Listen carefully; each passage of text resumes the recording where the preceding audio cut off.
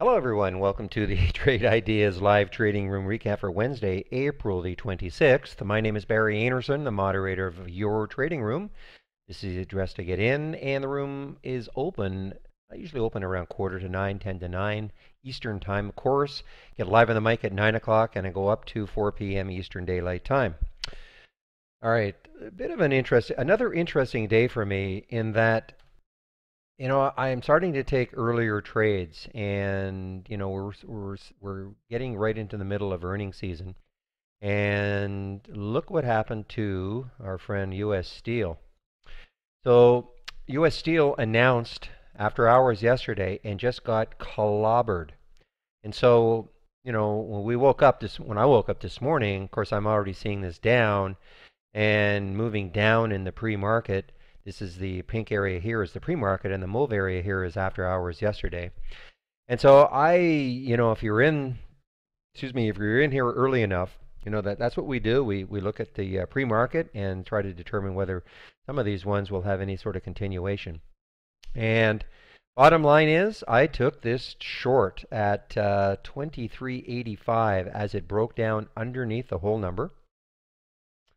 That's close enough. I took it right about here. And, look what it did. I mean, unfortunately, I did not get it quite at the bottom here. Sold some out along the way, 23.53, 23.45, and then on the way back up to 23.20. But just a nice early trade that kind of set the tone for the day. The other one that we looked at in the pre-market was STX. Same sort of thing. Now, interestingly, let me make sure about that. They had earnings. So they release earnings in the pre-market. So, as opposed to X, a U.S. Steel, which were released in the after hours yesterday, they released pre-market, and look at this. I mean, just got crushed. So it was kind of a toss-up between STX and X. And, I basically chose X. No real reason for it. I think maybe this little whippiness. I think if you look at X, I don't think it had any. Yeah, it didn't have any real whippiness on that first 5-minute candle, whereas STX, I think, it did have this little bit of whippiness. So and also in the pre-market, you notice that it had this, the buyers tried to take it out before. The buyers tried to take it up before the sellers did knock it down again. So X looked a little more, for me anyway. If you look at the pre-market, it looked a little more orderly on the way down. So that's basically why I chose why I chose U.S. Steel, and it worked out really well. Let's see what else happened. Holly had some interesting ones. The market is very up and down today. Holly had Hertz, which I did get in. The alert was at 1709. I got in a little bit later than that. Got in around 1719, right up here. And, I took some out at 1725 on the way. I mean, this was just a little too whippy for me. And basically got out. I mean, I made a little bit of money on it. Not as much as I wanted, of course, but made a little bit of money on it. It was just a little too whippy for me. The other one that I took from Holly was AXN, which used to be the old Taser, TASR. And again, the alert was here at 2430. Again, no great shakes. I got in at 24.31, sold some at 24.40 up here, but again, kind of whippy. Just not really giving me what I wanted. I'm still in another Holly trade, AST. The alert was literally we're right here. It's really doing not much. It was right here on this candle, but it was at 410. It's covered up because that's the price right now. If it moved off, you would see that the blue would be 410 underneath it. So I'm actually in at 420. So I'll have to see what happens. It's really done not too much. It had one little spurt up here that I thought maybe would start to carry it. This is why I took it though. It's got some bit of a void. Though this area right here, 435. This might be a bit of a pocket of resistance. If we made it through that, then it could get all the way up to 5. But anyway, I'll have to see what happens. There's a possibility I will swing this one, depending on where it ends up. And Let's see. Okay, I tried a long of TSS, which did not work. Got into it, I think, right about here. 58.41. No, I took it almost right at the high. Kind of, it was on an uptick. I just thought because it is another earnings play, I don't believe there's zero resistance. Yeah, I mean, you look left. I thought, well, okay, maybe it'll just keep going. Put a pretty tight stop on it. Just didn't work. Took a 20-cent loss. And this one, kind of the same thing. Another, actually, yeah, another earnings play.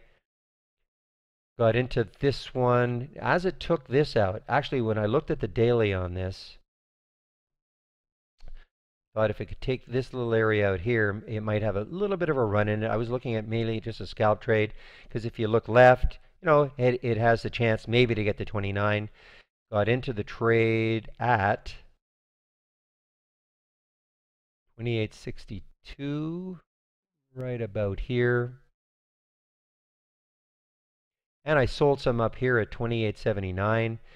We're on a bit of a pullback here. If it got back to my buy, I'll probably get out at 28.62. So no great chase, but I knew going into this one that 29 probably would be a major stumbling block. So I was really anticipating just kind of a quick trade, a quick scalp or something.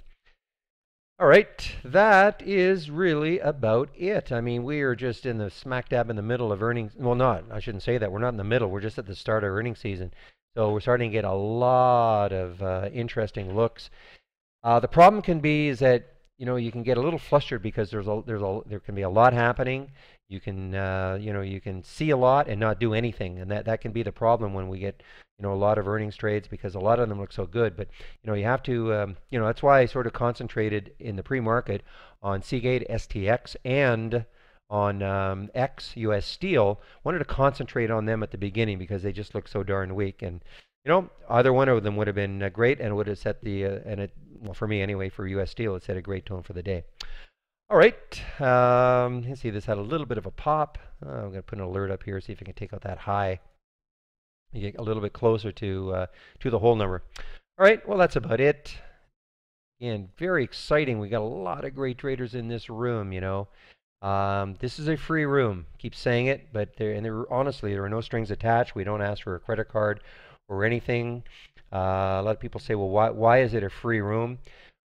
One of the reasons is, of course, we use it for marketing. I mean, we market our product. You see trade ideas on my screen all day long. You see the windows that I'm using. We have a lot of traders in the room who use trade ideas. Of course, we'd like to think that at some point, if you're going to be a serious trader, that you will want to know how to use our program and to trade and to figure out, the trading setups that you like, as well as always being in the room. I mean, the good traders in the room, of course, they have trade ideas and they set up the situations they like, but they're in the room because, I mean, more eyes following certain symbols, the better. So it is, again, it's completely free. And, I'll get off my soapbox, but we've had people in the room for 3, 4, 5, 6 months before they take out a subscription, and that's fine. We want people to be very, very comfortable in the program. One of the reasons why we have myself, who does this all day long, and we have the 4 webinars a week, Monday to Thursday at 5 o'clock Eastern Time. And, it's not just a matter of, okay, here's the product, bye-bye, figure out how to use it. We really, really, truly want to support you. So anyway, that's it for today. Again, I'll open the room usually between 8:45 and 10 to 9 Eastern Time and get live on the mic at 9. And I hope to see you in our trading room tomorrow. Bye-bye.